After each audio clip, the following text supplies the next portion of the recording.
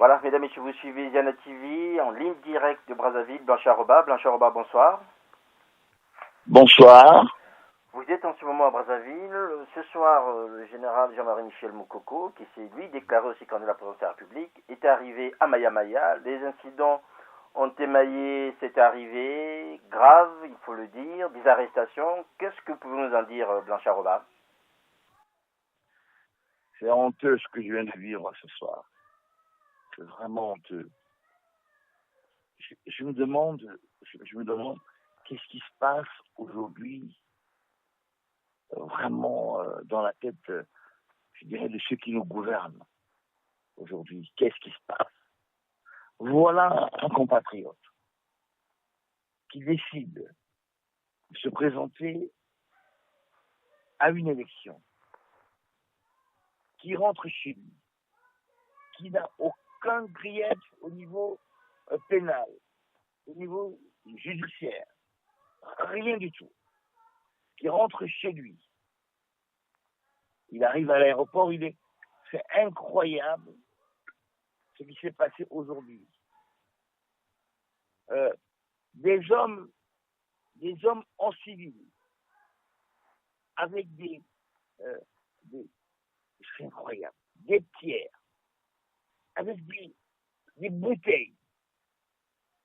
Et la voiture, d'ailleurs, du général Moukoko a été cabossée. Nous ne savons pas aujourd'hui encore combien de rafles ils ont pu faire. Parce qu'ils ont raflé les gens. Quel le nombre aujourd'hui, on ne connaît pas encore. On le saura peut-être demain. Des bombes lacrymogènes. Et le général a même reçu une bombe qui est venue tomber juste pratiquement dans ses pieds. C'est horrible ce qu'on est en train de voir. On a un candidat qui arrive, qui rentre chez lui, et qui est reçu de cette manière. Donc, des policiers habillés en tenue correcte, ceux-là, leur mission, c'était de lancer les lacrymogènes. Mais non, ceux qui sont en civil, ce sont les forces de l'ordre, habillés en civil, et bien ceux-là, ils lapident avec des bouteilles, ils lapident avec des pierres. C'est incroyable, c'est vraiment incroyable. Voilà ce qu'ils ont vécu ici. Et c'est ça, cette nouvelle république dont on nous parle. C'est dommage. Bon, peut-être que c'est la république à la Pinochet, mais c'est dommage. Mais je pense que tous ces éléments vont permettre aux Congolais, parce qu'après tout, c'est d'abord nous-mêmes. Ce n'est pas le monde international qui nous occupe. Il faut que les Congolais eux-mêmes se rendent compte et qu'ils aillent aux urnes, n'est-ce pas, et qu'ils utilisent leur bulletin pour sanctionner une telle dictature des dérives de ce type. Jean-Marie Michel Moukoko a été reçu, comme je l'avais été annoncé, par le coordonnateur de l'IDC PROCAD aujourd'hui, cette coalition, M. Bouawo.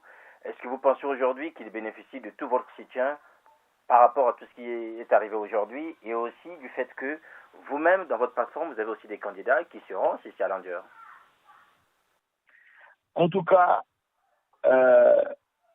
notre effort aujourd'hui, c'est de faire que nous soyons une seule personne. Nous avons pensé qu'il fallait aujourd'hui faire une stratégie d'encerclement. C'est ce qui est en train de se poser tout doucement.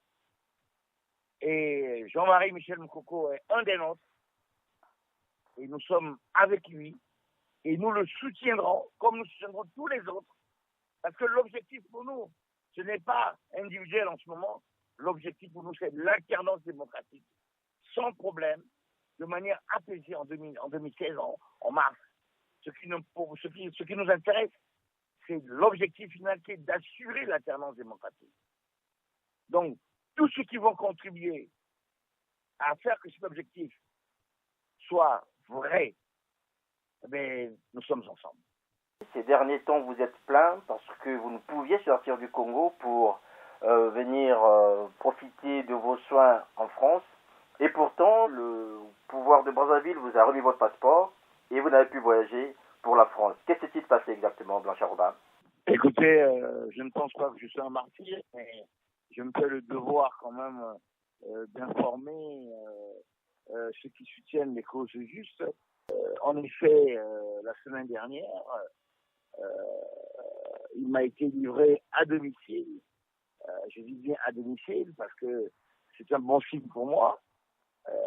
Mon passeport et celui de mon enfant qui a 3 ans et qui avait été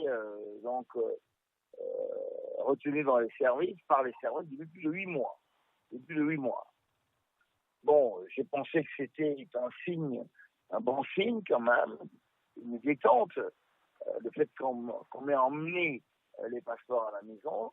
Aussitôt, j'ai appelé l'hôpital à Paris, rendez-vous a été pris pour lundi, et samedi, j'ai pu avoir de la place à Air France.